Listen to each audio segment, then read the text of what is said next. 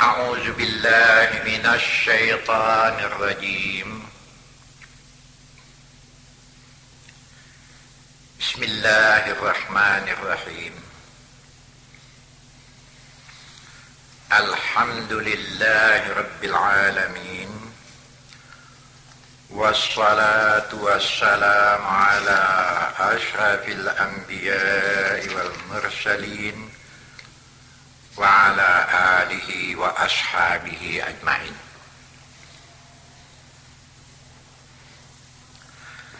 أما بعد، رب اشرح لي صدري ويسر لي أمري واحلل عقدة من لساني يفقه قولي. اللهم رب أدخلني مدخل صدق وأخرجني مخرج صدق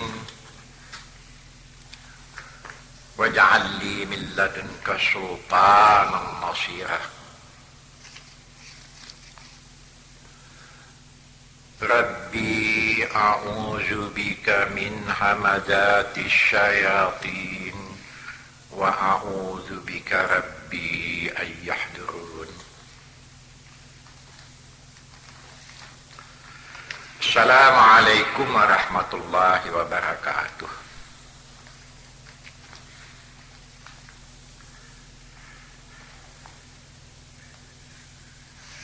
Jauh sebelum ini ya,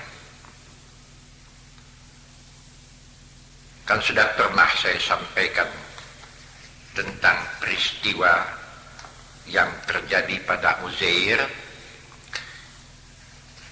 yang riwayat pokoknya itu kita jumpai di surat Al-Baqarah.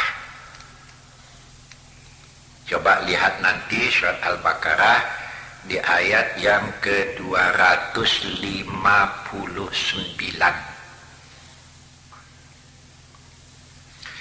Memang ya, di ayat itu dikatakan au kalladzi marra ala qaryatin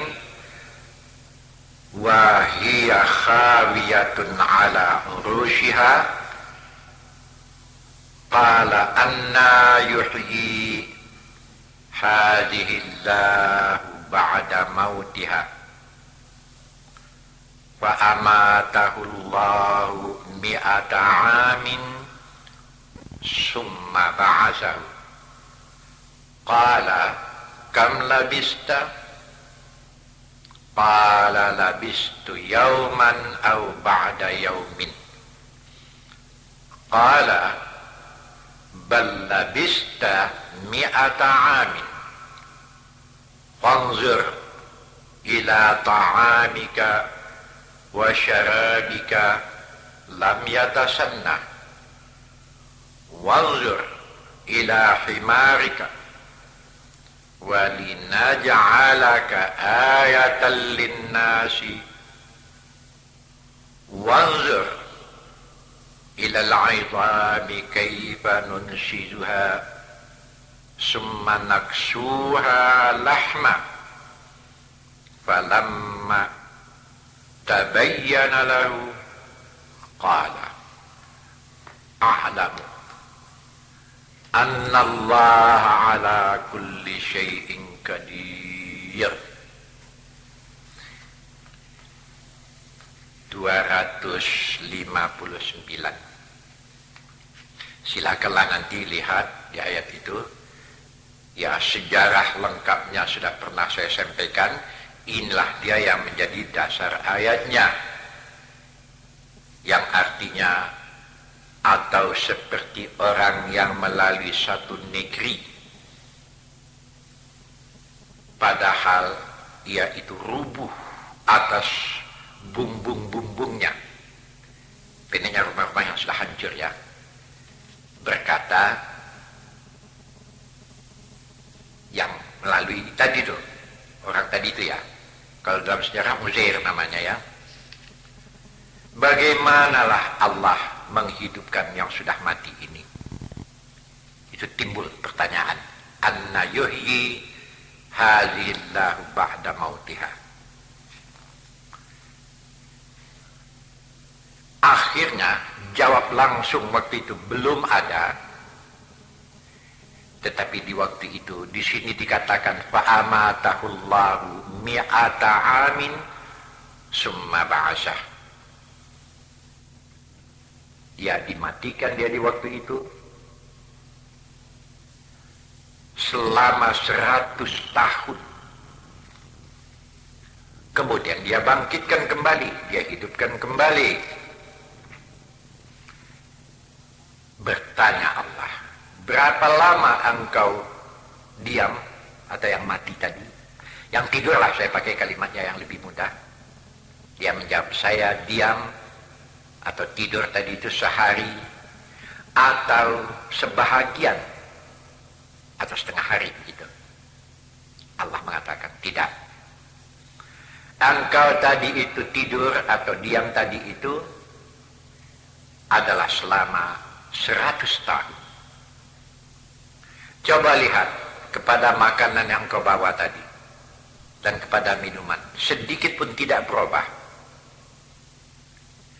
Lihat keledai kau itu, himar kau itu. Kami hendak jadikan kamu satu tanda bagi manusia bahwa kekuasaan di tangan Allah dan mampu menghidupkan yang sudah mati. Lihat kepada tulang-tulang yang berserak itu. Kami bangkitkan dia. Kami lengkapkan dan kami cukupkan tulang-tulang tadi dengan daging-dagingnya kembali. Dan hiduplah kembali keledai tadi. Falamma tabayyana lahu, maka tatkala ini menjadi kenyataan bagi seorang yang tadi bertanya, waktu itu diakuinya lah, a'lamu annallaha ala kulli syai'in qadir. Sungguh yakinlah saya sekarang, memang Allah itu berkuasa atas tiap-tiap sesuatu. Nah, ini ayat yang sudah pernah saya uraikan riwayatnya mengenai Uzair. Ya, saya teringat kembali kepada waktu Ibrahim diutus oleh Allah menjumpai Namrud. Namrud itu di Timur Tengah mempunyai kekuasaan yang hebat sekali di waktu itu ya.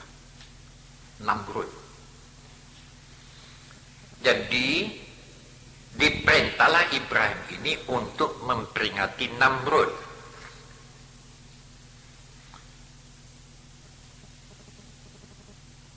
Itulah yang disebut di ayat sebelum ayat yang saya bacakan tadi 259, ayat mengenai Uzair. Ini ayat yang sebelum itu 258. Di situ dikatakan alam tara ilalladzi hajja Ibrahim fi rabbih an atahul mulka id qala Ibrahim rabbiyalladzi yuhyi wa yumiit qala ana uhyi wa umiit qala Ibrahim fa inna Allah ya'ti bisyamsi minal masyriqi fa'ti biha minal maghribi fabuhitalladzi kafar wallahu la yahdil qaumal zalimin. Ini langsung Nabi ya, Nabi Ibrahim yang menceritakan juga bahasa Ibrahim pergi berhujat atau berdebat dengan Namrud. Sombong ya, Namrud ini sombong, angkuh, serupa juga dengan Firaun di zaman Musa itu, angkuh. Nah, di ayat ini dikatakan, tidakkah engkau perhatikan, engkau pikirkan orang yang sudah pernah membantah Ibrahim tentang Tuhannya. Ini Namrud ya. Ya, dianggapnya Ibrahim ini orang bodoh. tidak tahu apa-apa. Allah dikatakan berkuasa, Namrud mengatakan aku yang berkuasa. Mana bisa aku akui apa yang kata kau itu? Nah, dalam soal inilah Ibrahim memberi kerajaan kepada Allah, memberikan kerajaan kepadanya. Tatkala Ibrahim berkata, apa kata Ibrahim? Tuhanku itulah yang menghidupkan dan yang mematikan. Apa kata Namrud? Kalau itu yang kau bilang, aku juga bisa menghidupkan dan mematikan orang. Tapi lain caranya ya. Di dalam tafsir itu dipanggilnya dua hamba, yang satu konten dibunuhnya di waktu itu. Nampak kau Ibrahim, kalau aku mau bunuh, bisa saja. Yang satu diselamatkannya. Sudah, pikir kau, tengok. Kalau aku mau menyelamatkan, bisa saja. Dipermain-mainkannya ya. Waktu itu Ibrahim mengatakan, baiklah. Nah, sekarang kalau betul engkau orang yang berkuasa, itu matahari yang terbit dari timur, yang terbenam ke barat, itu matahari Allah yang menerbitkan, yang mengedarkan. Allah mendatangkan matahari itu dari timur sampai ke barat, timbul lagi besoknya. Kalau betul engkau orang yang hebat, yang berkuasa, coba engkau datangkan dia dari barat. Coba rubah. Kalau ini dari timur, coba rubah. Terbitkan dari barat, kalau betul kau orang yang hebat. Oh, tak dapat menjawab Namrud ini. Bingung ya. Memang dasar manusia bandel. Allah tidak zalimnya. Tapi kalau sudah manusia yang macam ini tidak dihukum, ini bisa mengakibatkan nanti orang-orang lain terpengaruh, bisa jadi kafir begini. Namrudnya. Oh, dalam sejarah lanjutnya timbul keanehan bagi Nabi Ibrahim. Segala ahli sejarah mengenal ini. Kan dicampakkan dia ke api. Dihidupkan api, marak sebesar-besarnya, dicampakkan Ibrahim ke api itu apa pun tidak. Di tengah-tengah api itu santai-santai saja Ibrahim. Nah ini. Sebelum itu ya, kalau dalam pelajaran atau apa yang saya sampaikan kepada yang bukan nabi, yang aneh itu dipertunjukkan. Kalau kepada nabi-nabi, Ibrahim sebelum dia diangkat menjadi nabi, begitu riwayat mengatakan. Pernah juga dia bertanya-tanya di dalam hati, bukan tidak percaya kepada Allah, percaya. Tapi rasa bertanya-tanya di dalam kan ada, tidak puas, bukan tidak percaya. Ini dapat kita lihat lagi beruntun di ayat yang ke-260 di surat Al-Baqarah juga. Wa idh qala Ibrahim Rabbi arini kaifa tuhyil mauta. Qala awalam tu'min? Qala bala walakin liyatma'inna qalbi. Qala فخذ أربعة من الطير فصرهن إليك ثم اجعل على كل جبل منهن جزءا ثم ادعهن يأتينك سعيا واعلم أن الله عزيز حكيم. Ini juga peristiwa ajaib, peristiwa aneh. Kalau menurut sejarah, ini Ibrahim belum jadi nabi ini. Datang ini. Ya sesudah itu dia akan menjadi nabi lagi rasul. Tapi percaya kepada Allah itu sudah ada. Nah, pada waktu itu Ibrahim berkata, Tuhan, arini kaifa tuhyil mauta. Tuhan, perlihatlah. Coba tunjukkan, perlihatkan kepadaku. Kaifa tuhyil mauta. Macam mana caranya engkau menghidupkan yang sudah mati. Datang langsung wahyu. Qala awalam tu'min. Apakah kau tidak beriman? Ya, ada juga ayat pendapat daripada setengah mufasir. Sebetulnya Nabi Ibrahim waktu itu sudah nabi. Seorang yang macam Ibrahim itu, ada yang mengatakan segala sesuatu wahyu yang datang kepada Ibrahim sesudah menjadi nabi baru datang. Tapi ada juga yang menolak. Ya. Bahasa Ibrahim juga pernah mendapat wahyu dari Allah sebelum jadi nabi, sebelum diangkat jadi rasul. Ya, ya terserah saja ya. Tapi ayat ini nyata mengatakan bahasa Ibrahim pernah mohon supaya Allah memperlihatkan kepadanya kaifa tuhyil mauta. Macam mana cara Allah, Tuhan, cara engkau menghidupkan yang sudah mati. Langsung Allah mengatakan, Ibrahim, awalam tu'min. Apakah kau tidak percaya dengan kekuasaan saya, kata Tuhan? Apa tidak beriman kau? Oh, terkejut Ibrahim. Cepat-cepat Ibrahim mengatakan, qala bala walakin liyatma'inna qalbi. Apa kata Ibrahim? Tidak Tuhan, saya beriman. Saya percaya bahwa engkau maha kuasa, maha segala. Walakin liyatma'inna qalbi.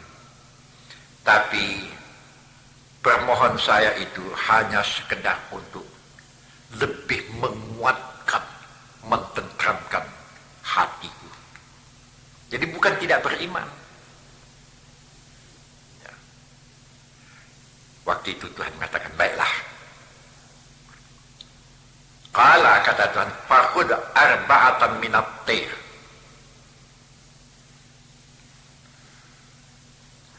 Ya, mengenai Ibrahim dengan 4 ekor burung yang dicincang-cincangnya, yang ditaruhkannya ke bukit sini, dipanggilnya hidup kembali. Ini sudah pernah saya sampaikan. Jadi cobalah dengar ceramah saya yang sudah-sudah itu. Ya.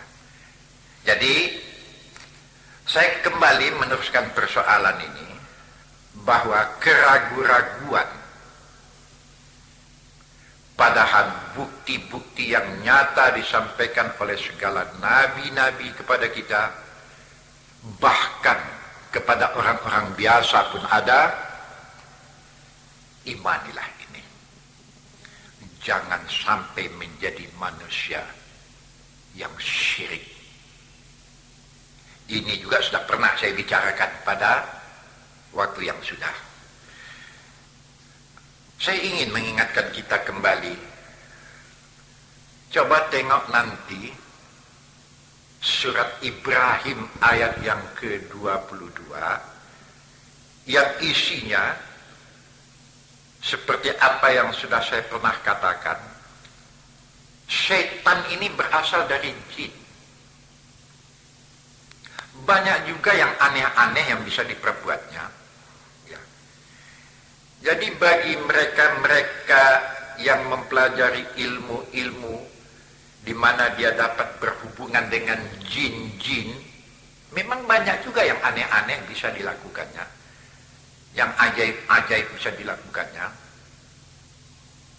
Tapi dengan itu dia mengharapkan supaya manusia-manusia awam, manusia bodoh mengagung-agungkannya. Dengan begitu dia mengambil kesempatanlah untuk mengumpulkan kekayaan, umpamanya.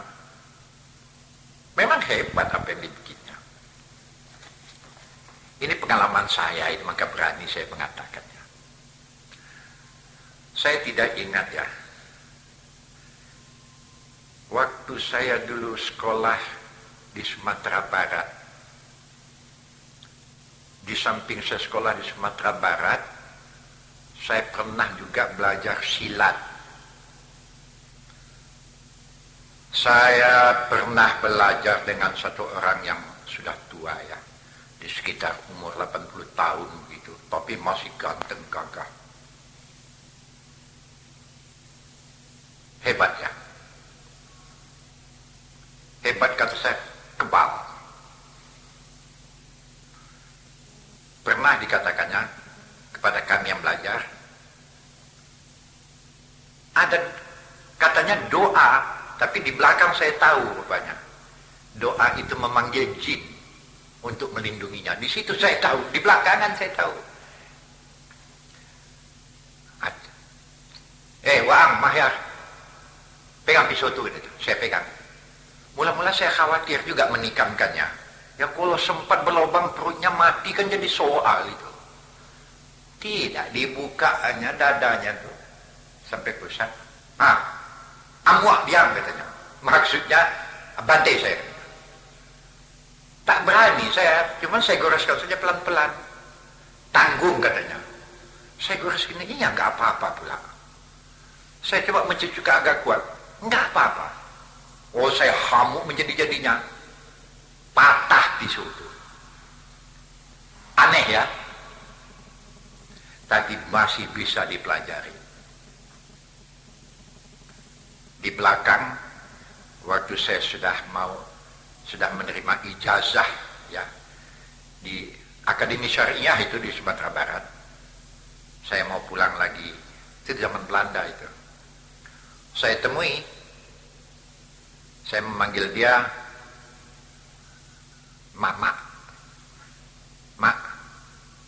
saya mau pulang. Tanggung-tanggung Mama memberikan ilmu. Bagikanlah saya ilmu itu. Betul pula ya. Dibawanya saya ke kaki Gunung Merapi. Bukan saya sendirian tuh, ada beberapa orang, tapi ada syarat itu. Ya.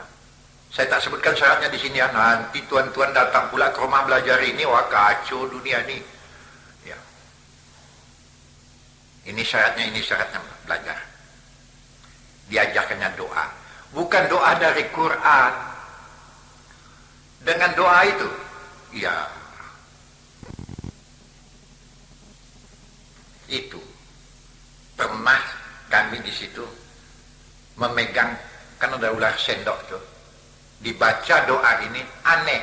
Ular tuh diam, dipegang kepalanya nggak apa-apa. Tapi di belakang baru saya tahu. Ini kalau diamalkan syirik ini. Ya, sihir. Rupanya itu memakai tenaga jin. Jin yang tidak Islam. Kalau jin Islam tidak mau. Jin itu macam kita juga.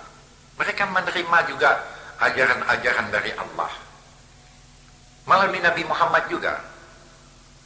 Karena pernah Nabi Muhammad satu waktu menyampaikan sesuatu apa yang datang dari Allah. Di antaranya jin-jin itu mendengar. Di Quran ini ya.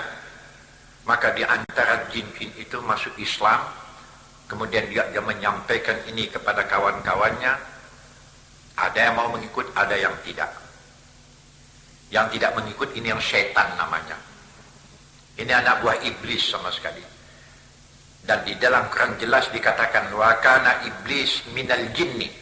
Iblis itu juga dari jenis jin. Di situ baru saya tahu ya. Dilindungi. Doanya sampai sekarang saya hafal, tapi tidak pernah saya manfaatkan. Setelah saya ketahui, saya pelajari bahasa di dalam Quran dikatakan manusia yang berlindung kepada jin syirik.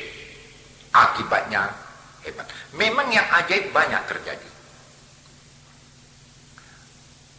Jadi hati-hatilah. Ya. Memang kebal. Jadi pada satu waktu saya pulang ke kampung. Sudah lama ini, beberapa belas tahun yang sudah. menengok keluarga dan menengok anak saya yang sekolah di sana. Jumpa saya sama guru tua nih, ya sudah uzur ya, sudah agak lemah badannya, tak kuat lagi. Waktu itu saya katakan, Mak, masih juga kebal Mak. Waktu itu katakan, tak saya amalkan lagi katanya. Dicoba kenapa Mak? Kalau coba-coba boleh katanya. Masih mampu? Bisa. Tapi setelah saya mendengar kaji banyak dari ulama-ulama di sini, saya tak mau mengamalkannya. Tapi masih bisa. Iya pula. Dicobanya minum gitu. Saya coba menggoreskannya, masih kebal. Waktu itu, Mak, saya coba sekali lagi Mak. Iya katanya. Saya baca doa. Di antara doa yang saya baca itu yang selalu saya baca waktu tiap-tiap mau ceramah, Rabbi a'udzubika min hamazatis syayatin wa a'udzubika rabbi ayyahdurun. Ini doa dari Quran ini ya. Yang isinya Tuhan, a'udzubika min hamazatis syayatin. Berlindung aku kepada engkau dari permainan syaitan. Wa a'udzubika rabbi ayyahdurun, dan berlindung aku daripada kehadiran syaitan. Itu diam-diam saya goreskan luka, kontan luka. Waktu itu dibilang kurang ngajar waang katanya, mandoa waang yo katanya. Saya gelak saja ya. Rupanya dia pun sadar juga bahasa ini juga tidak beres ya. Oh janganlah main sihir, main jampi-jampi, main mistik-mistik. Jangan. Hancur. Ini sama sekali kerjaan syaitan ini. Saya ingin memperingatkan kita ya. Coba nanti perhatikan surat Ibrahim ayat yang ke-22. Ini mengenai syaitan ini ya. Surat Ibrahim ayat yang ke-22. Saya bacakan ya ayatnya. Wa qala syaitan lamma qudiyal amru innallaha wa'adakum wa'dal haqqi wa wa'adtukum fa akhlaftukum wa ma kana li 'alaikum min sultan illa an da'awtukum fastajabtum li fala talumuni walumu anfusakum ma ana bimusyrikhikum wa ma antum bimusyrikhiya inni kafartu bima asyraktumuni min qablu innaz zalimina lahum adzabun alim. Barangkali tak sempat saya terjemahkan dengan tafsirnya ya, tapi sabarlah, sebentar lagi nanti saya sampaikan mengenai terjemahnya dan kemudian mengenai asbabun nuzul daripada ayat ini yang banyak sekali hubungannya dengan apa yang kita yang saya ceramahkan hari ini ya. Nanti sebentar lagi kita sambung. Assalamualaikum warahmatullahi wabarakatuh.